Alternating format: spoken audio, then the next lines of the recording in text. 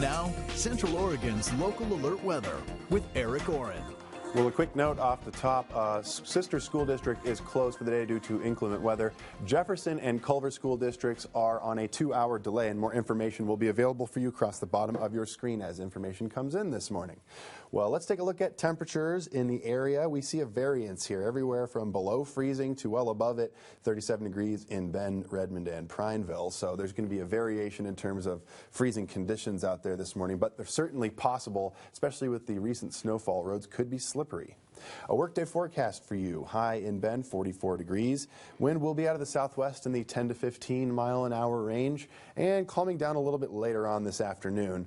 We expect to see some mixed precipitation with us throughout the day. Probably a little bit of snow early while temperatures are cool. Could turn to a chance for a mix and even possibly some rain this afternoon before turning back to a mix with mostly snow as temperatures cool down again this evening. Sunset around probably 5:33 p.m.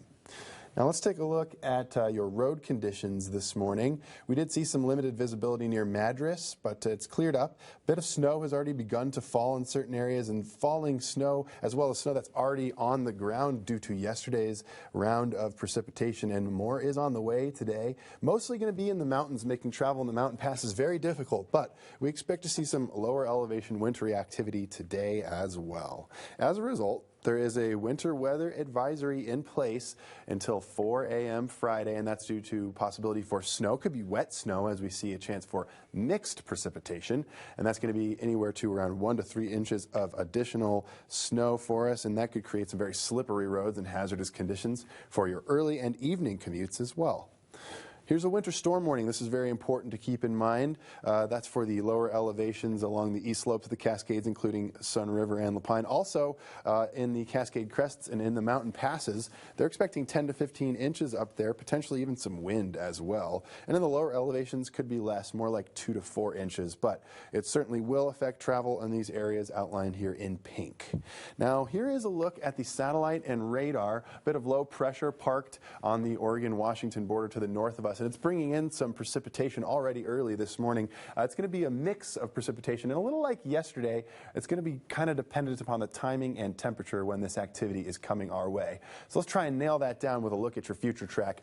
As of this morning, spotty mixed precipitation, mostly concentrated in the mountains, but reaching into the lower elevations as well. And that's with us throughout the morning this morning. And by the time we reach this afternoon, it's a little bit more widespread, and we see a mix of green and blue concentrations, blue being snow, green being rain. So we may see a sort of mix of wintry precipitation today.